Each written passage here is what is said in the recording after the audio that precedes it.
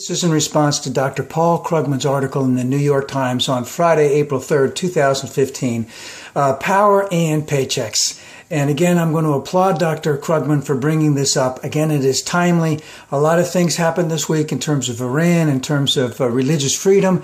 But remember that so many of our brothers and sisters are existing on subservient, subsistent wages with the minimum wage at, I believe, $7.25 an hour. No one can live off of that. Even a college student can't live off of that.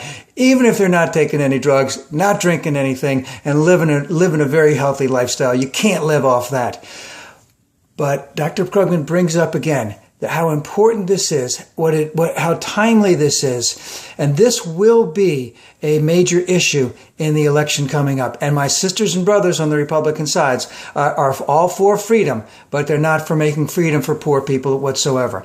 Now, we have had stagnant wages in the United States. You know, the living standard of the average working person in the United States really hasn't moved up that much since the 1970s, meaning that when in 1970, when I was making $1.50 an hour, that's a lot more. That was worth a lot more at that particular point in time than $7.25 is an hour right now. And remember, $7.25 became the minimum wage. 2006, 2007. It was much less before that. $5.25, $5.75. I don't remember, but it went up into when the Democrats had the House and Senate. I can't remember exactly. I don't know, but. It's been a while. Our Republican friends do not want to. They're going to say, "Oh, it's going to cost all these jobs. Oh, it's going to cost all these jobs." But let's get into something.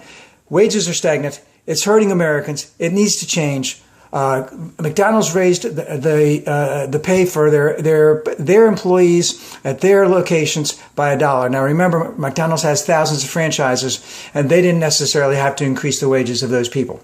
Now, as an example. Was it Starbucks? There's no franchises. So I don't know what they're getting, but hopefully they're getting a good wage. Now,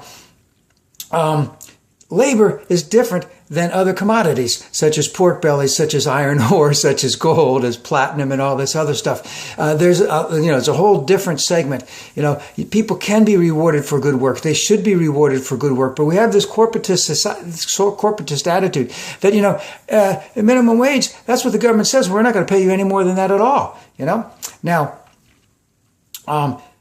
what we've had going on for the last couple of years is a grand experiment. And this grand experiment has basically been where states have increased the minimum wage versus neighboring states who have not increased their minimum wage. And what does this do? It's like a little test lab. And it says, when we raise the wage, then according to all the naysayers, the doubters, the GOP, the libertarians, all of that crap, they're all saying it's going to cost jobs. It's going to cost jobs. We need to give more money back to people who don't create jobs and pretend that they create jobs. And who cares about these little people? They're peons. But what we have found that when we've raised wages in states or municipalities, we have found that jobs are not lost in those areas, and that in some instances they've been increased, and that so that wages can be raised in one area, and they will not lose jobs compared to the state next door, the municipality next door. And there's also another thing in reference to the cost of the minimum wage. The cost of the minimum wage is if you're making $7.25 an hour and someone's going to pay you $7.75 an hour or $8 an hour, you're gone. Now, if everyone was making, $10 an hour, $12 an hour, and you get 25 cents an hour more, 50 cents an hour more, it may not be worthwhile to you to make the change because you like where you're working. You're making enough money. You want to make a change at a later point in time, but you're not going to make a change just for 50 or 25 cents an hour.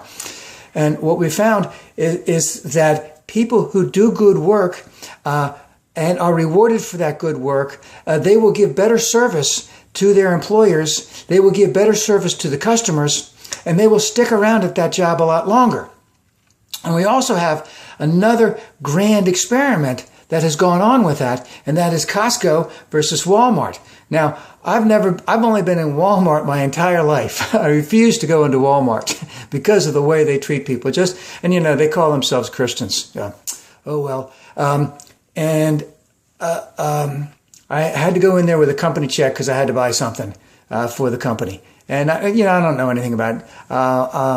I do belong to Costco. I don't go there very often, but they do pay their people a lot more. I see it as a more, when the decision was made whether or not to go to Costco or to join Sam's Club, they were fairly close together. So I was with someone in my family. We took a look at both. The prices weren't necessarily that much different, but really felt a lot more enthusiasm in Costco than I did in Sam's Club. But the grand experiment there is that Walmart pays everyone shit wages and Costco doesn't.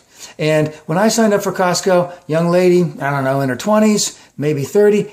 No, I think she was. She started right out of high school, and she was like 29 right then. And she said she liked it. She had a health insurance. She had a pension, and she signed us up right away, meaning that there was no delay. She knew exactly what to do, explained everything, understood everything, blah, blah. Now they're going from American Express to Visa. Oh, well. But the classic experiment is, and of course, my understanding is that at Walmart, you get really shitty service. And in different areas of the country, Walmart can't stock their stuff fast enough because they don't have enough people. And because they don't have enough people, because the managers need to have bonuses, and the managers need to have bonuses, all of that happy horse crap. But the other aspect of all of this is Walmart is making a tremendous amount of money. And they can't pay their people anymore. Costco has proven that wrong. So what Dr. Krugman points out, which has been true for all along, is that this is not about economics. This is about politics.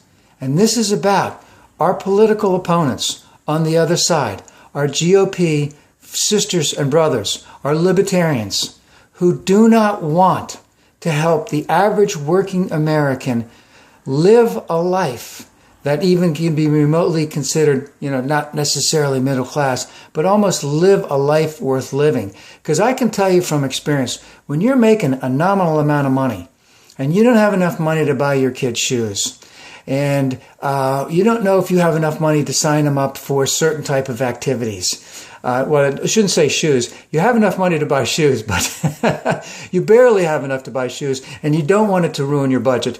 Anything can be a budget ruiner at any particular point in time. And anytime I got a tax return, that paid off the credit card. Anytime that I was getting paid every 2 weeks, and then once every couple of months, you got 3 paychecks as opposed to 2. That went off to pay the credit card.